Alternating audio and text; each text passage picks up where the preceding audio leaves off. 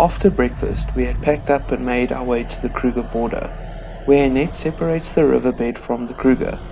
It was scary and exciting to see that it was just a simple net separating us from potential lions and other animals, but it is well known to see animals on both sides of the net.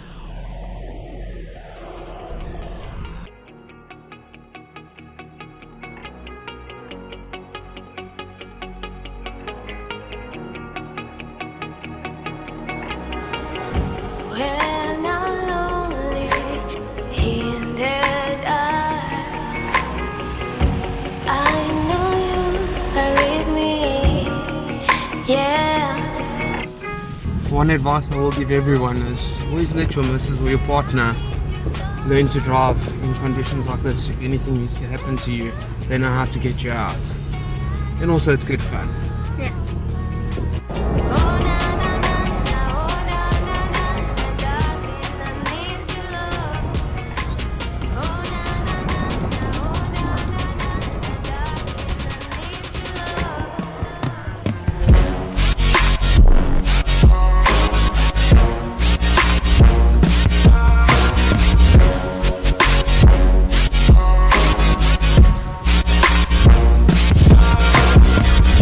Accelerate!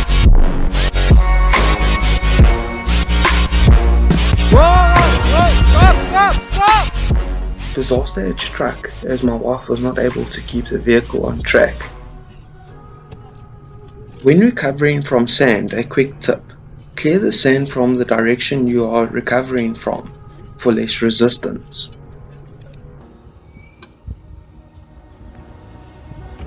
When I'm lonely in the dark, I know you are with me, yeah. While we were busy with the recovery, my sister-in-law managed to record a female wasp dragging a sunwolf spider back to its burrow.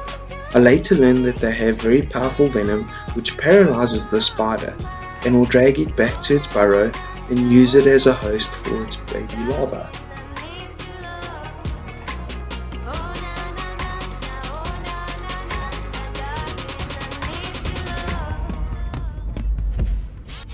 So our first recovery, guys. Disaster had struck again, as we had come over a small sand dune and the tyre had come off the rim. We had quickly put the spare on and were back on the trail.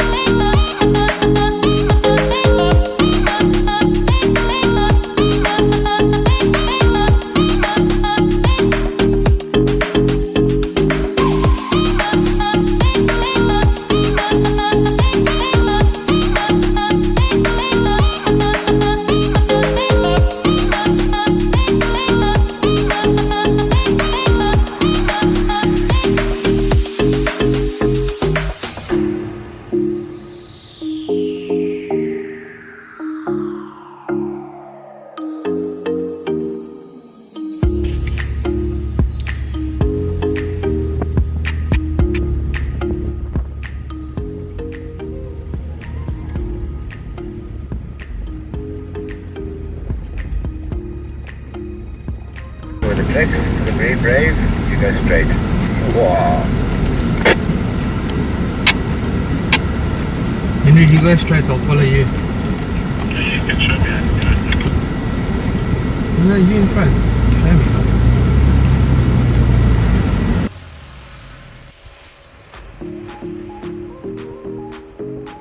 We had come to a part of the trail that was very technical and very narrow. We had to keep our wits about us to get us through.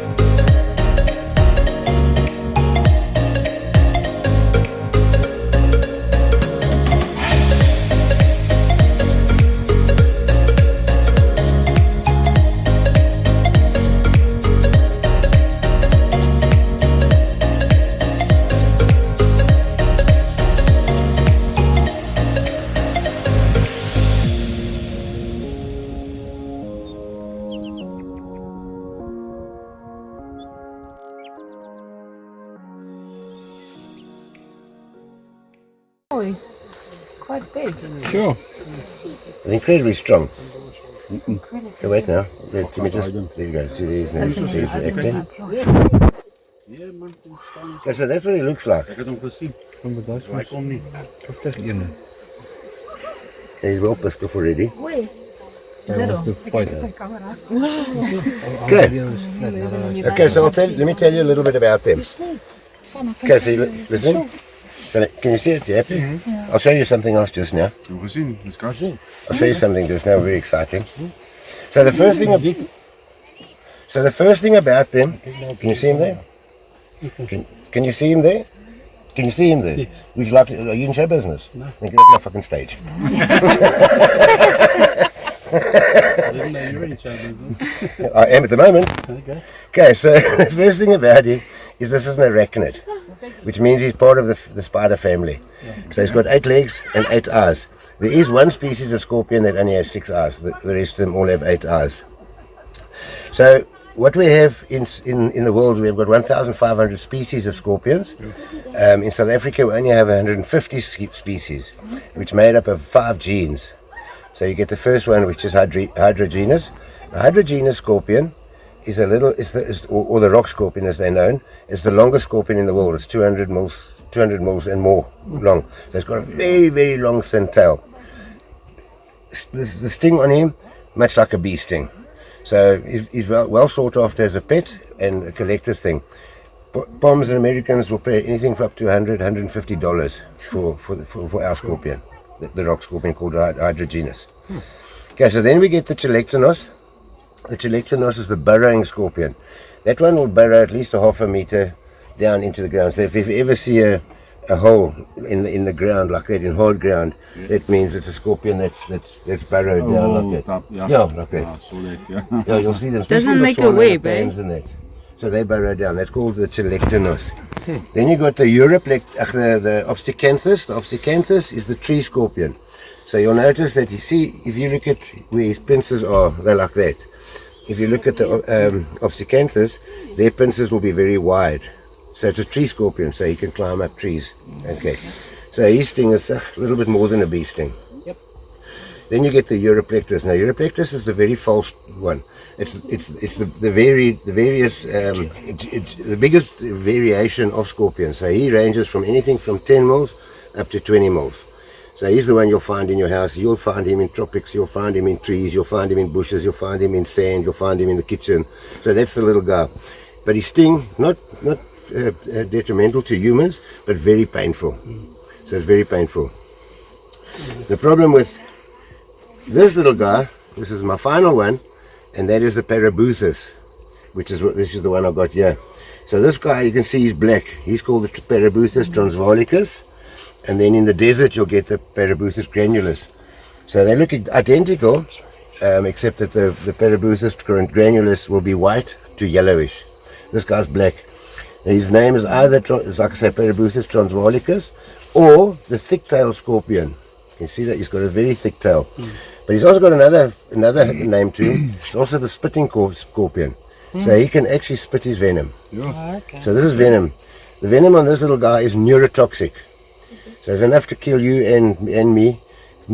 Drop for drop. It's worse than a mamba bite, this oak. Drop for drop. Worse than a mamba.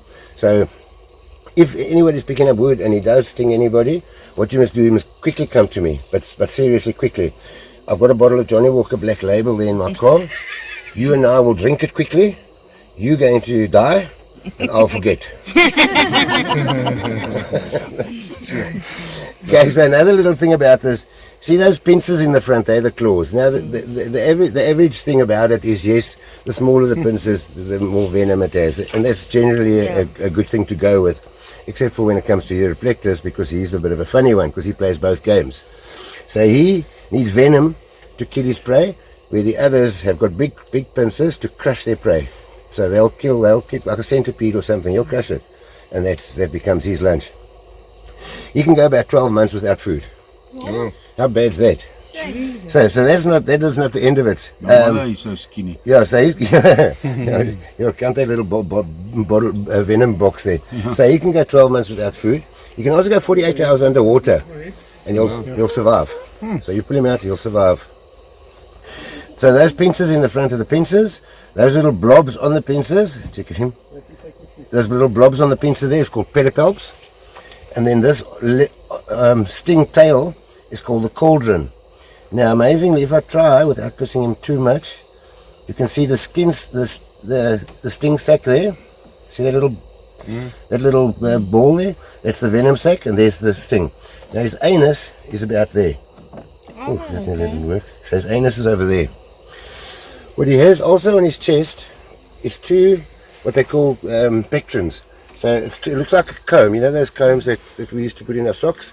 It looks like two of those. So they hang like this. So as there's vibration like that, he'll react to that vibration. And that's how he picks up movement, because he can't see. See, if I do that, he can't see me. However, if I touch the ground, you'll see him, he'll react. So that's how you tell, that's how he tells with his movement. So if you look at the pectrons on a female, they're very, very short, and on the male, they're very long. So if I really upset him and turn him upside down, I could tell you if it's a male or female. So for the girls,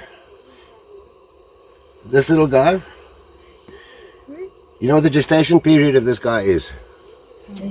You thought you had it bad. 18 months. And then what she will do is she'll lay live babies up to 30, which she carries on her back for up to 4 weeks. So she carries these little babies, 30 of these little buggers, on her back. If one falls off, she'll with her pincers be able to help it and put it back onto her back. So she'll look after. She's a very, very good mother.